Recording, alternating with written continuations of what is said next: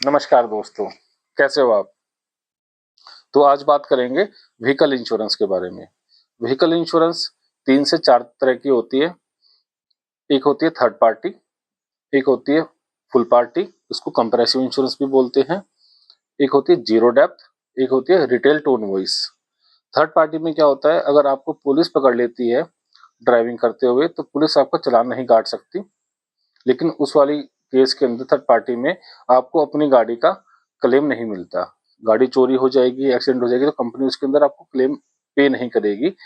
लेकिन अगर आपकी गाड़ी से किसी तीसरी पार्टी कोई गाड़ी भी हो सकती है, कोई पर्सन भी हो सकता है, या कोई चीज कुछ भी हो सकती है, मतलब उसके अंदर चाहे वो मकान ही हो, तो आपकी गाड़ी से किसी तीसरी पार्टी को कोई डैमेज होता है तो उस वाले केस के अंदर जिस कंपनी ने आपकी थर्ड पार्टी करी है तो वो कंपनी आपके बिहाफ के ऊपर उस पार्टी की भरपाई करती है।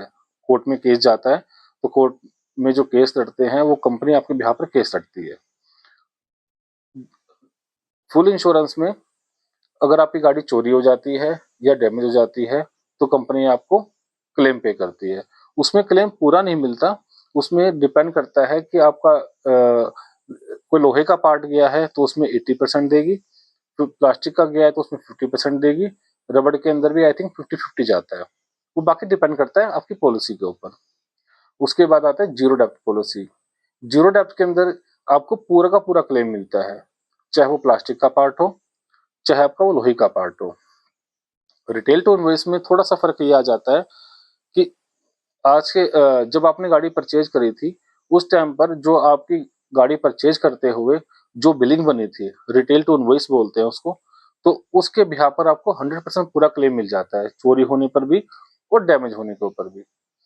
और इन तीनों चारों इंश्योरेंस पे जीएसटी सेम ही है, सभी पे 18% की जीएसटी लगती है। मेरा सजेशन ये रहता है कि आप कम से कम फुल पार्टी इंश्योरेंस तो जरूर करवाएं, क्योंकि रिटेल टू इनवॉइस और जीरो डेप्थ तो 5 साल के बाद हो नहीं पाती, क्योंकि वो गाड़ी पुरानी हो जाती है तो कंपनी उसको कंसिडर नहीं करती जीरो डेप्थ के लिए।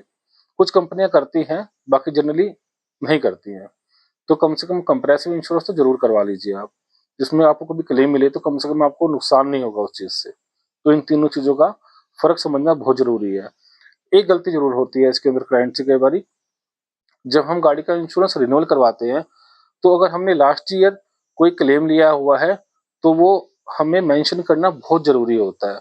अगर हम उस चीज को हाइड करेंगे एजेंट से, या अगर हम ऑनलाइन भी पॉलिसी करवा रहे हैं तो उसमें आपको एनसीबी तो मिल जाएगी उस टाइम के ऊपर, लेकिन उस ईयर में अगर आपको कोई क्लेम आ गया तो कंपनी क्लेम पे नहीं करती है, क्योंकि कंपनी का मानना ये है कि आपने हमसे लास्ट क्लेम के बारे में छुपाया, तो उसमें आपको कंपनी कहती है कि आपने हमें फ्रॉड किया है, आपने हमें चीट किया है, तो उसके बिहाफ के ऊपर कंपनी क्लेम पे नहीं करती है। तो इस चीज का जरूर ध्यान रखें कि लास्ट ईयर क्लेम लिया हुआ है तो कंपनी को जरूर मेंशन करें। कई बार एजेंट भी गलती कर देते हैं, हो जाती है उनसे गलती, और क्लाइंट भी कई बार भूल जाता है, तो उसको चेक करके ध्यान से उस चीज का ख्याल रखिए। बाकी हम पूरे पैन इंडिया में व्हीकल इंश्योरेंस हम कहीं से भी कर सकते हैं ऑनलाइन।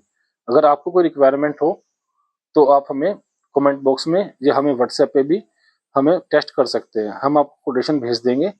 और आपको अगर बेस्ट लगता है तो आप हमारे साथ काम कर सकते हैं आगे ना। तो आज के लिए थैंक यू। अगर आपको वीडियो कुछ काम की लगती है तो प्लीज़ इसको लाइक, शेयर और सब्सक्राइब जरूर कर देना आप। Okay, thank you. नमस्कार जी।